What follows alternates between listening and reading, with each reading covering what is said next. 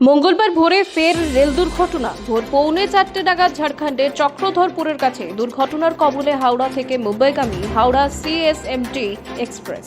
প্রাথমিকভাবে খবর, দুর্ঘটনার জেরে বেলাইন হয়ে গিয়েছে অন্তত 18টি কামরা।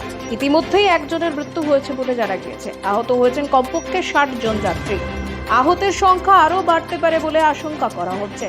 রেলের তরফে ইতিমধ্যে উদ্ধারকারী দল পাঠানো হয়েছে দুর্ঘটনাস্থলে। যুদ্ধকালীন তৎপরতায় শুরু হয়েছে উদ্ধার কার্য।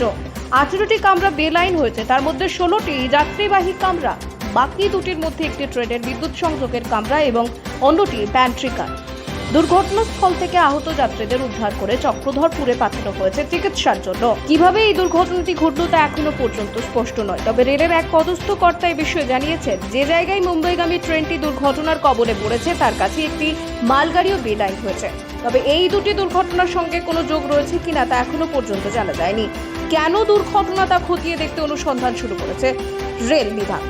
ঝাড়খণ্ডের রেল দুর্ঘটনার পর ইতিমধ্যে দক্ষিণ পূর্ব রেলের একাধিক স্টেশনে হেল্পলাইন নম্বর চালু করা হয়েছে।